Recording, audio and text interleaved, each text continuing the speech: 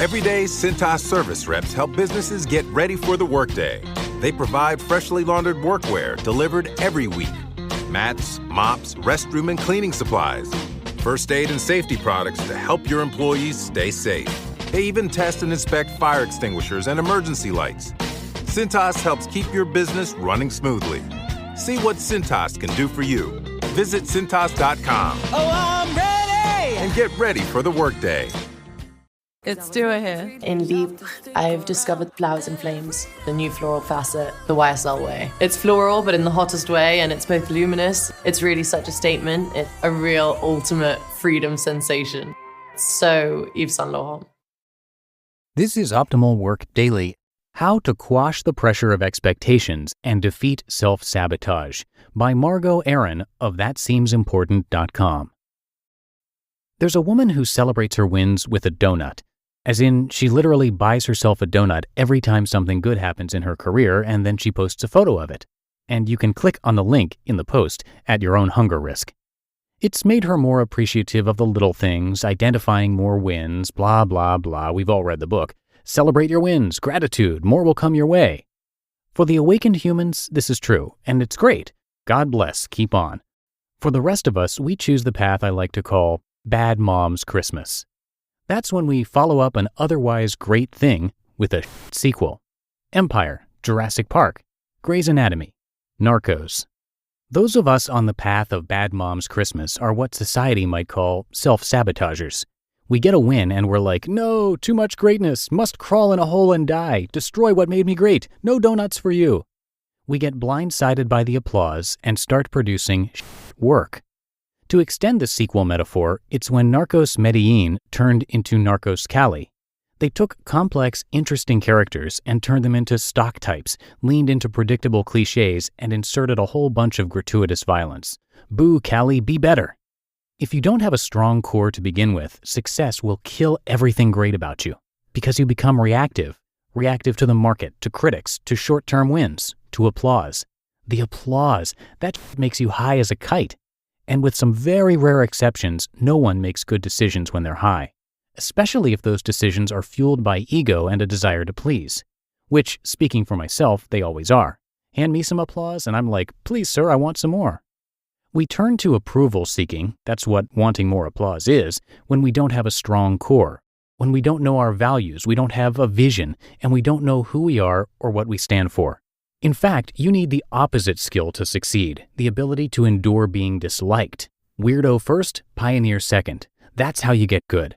You keep being the weirdo. You keep defying expectations. You keep your eye on what the market actually wants instead of what they say they want. And you learn to be a shrewd judge of your own work. The mistake happens during what we in Alt-MBA call crossing the chasm. It's when you go from being niche to being mainstream. Some call this scaling. And very few brands navigate this well. We think that crossing the chasm means being something the mainstream will understand, being palatable or vanilla. But joke's on us, because the mainstream doesn't exist. It was made up in the 1930s to 1950s to describe, quote, people who watch TV, read papers, and listen to radio, end quote, which isn't a market, that's just everyone. Marketing rule number 1, when you market to everyone, you market to no one. Not everyone likes Game of Thrones, GOT, but to those of us who do, we cannot get enough. We will literally stay at our subway stop and miss our exit just to take pictures and text them to our friends. And no, I was not the only one in Grand Central doing this. The way to protect against the sequel effect, aka self-sabotage after success, is to let go of the expectations that success creates. But that is terribly oversimplistic advice, because who can realistically do that without 12 years of therapy? I do, in fact, recommend therapy, but in the meantime, I have a suggestion that also works to quash the pressure of expectations. Keep things an inside joke with your audience. If you don't have the confidence to retain your weirdo roots, hi, guilty, then you're going to end up one of the many creators who died of the disease to please new fans, to please the critics, to please the masses. When you seek acceptance from a market that you didn't set out to impress, you will perpetually disappoint. Stay focused on your tribe. That's the only effective way I know to drown out the noise from the applause and expectations. The trick I use to circumvent disappointment is to use it as a success metric. If I hear "I don't get it" from someone who is not my market, then I probably nailed it. Because all great work is divisive. Not in a combative way, divisive in a unifying way. It should create a demarcation line between those who get it and those who don't. You're either someone who's into GOT or you're not. You're either a Trekkie or you're not. You either like Alexander McQueen or you don't. There are few people in the middle. Celebrate that you will disappoint some people. That's a sign you're doing this right. I'm going to go buy myself a donut. You just listened to the post titled "How to Quash the Pressure of Expectations and Defeat Self-Sabotage" by Margo Aaron of ThatSeemsImportant.com. This show is sponsored by BetterHelp. We're all marveled at how quickly kids learn and that sense of wonderment they have while doing it. But as adults, sometimes we lose that curiosity. Well, if there's something you've been wanting to learn, know that therapy can help you reconnect with your sense of wonder, because your back-to-school era can come at any age.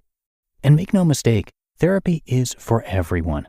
Whether or not you've been through significant trauma, therapy can be a great tool for setting boundaries, learning new skills, and ultimately becoming the best version of yourself. If you're thinking of starting therapy, give BetterHelp a try. It's entirely online, designed to be convenient, flexible, and suited to your schedule. Just fill out a brief questionnaire to get matched with a licensed therapist and switch therapists anytime for no additional charge. Rediscover your curiosity with BetterHelp.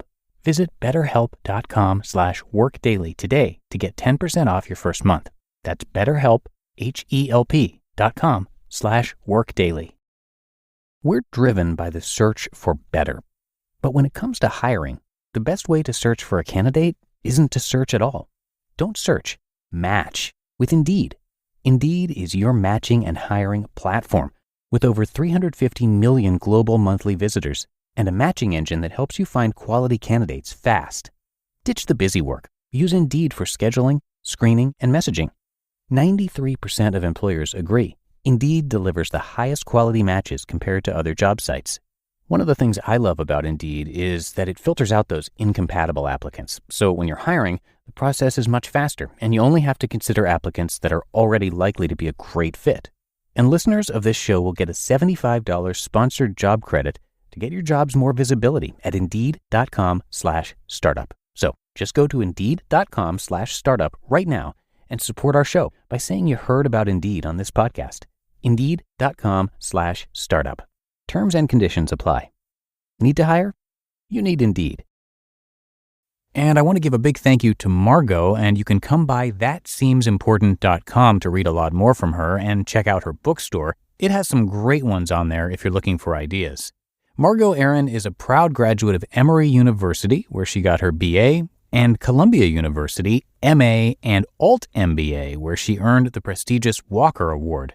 She began her career as a psychological researcher for a mental health clinic, then accidentally ended up in marketing, and today she's co-host of the internet talk show Hillary and Margo Yell at Websites. Margo is also a regular contributor to Inc. and founder of the most popular internet newsletter you've never heard of. Again, you can find her at ThatSeemsImportant.com, and thank you to Margo for letting us share her work. But I think that does it for today. Hope you're having a happy Thursday, and thanks so much for being a subscriber to the show. I'm going to see you right back here tomorrow for the Friday show. That's where your optimal life awaits.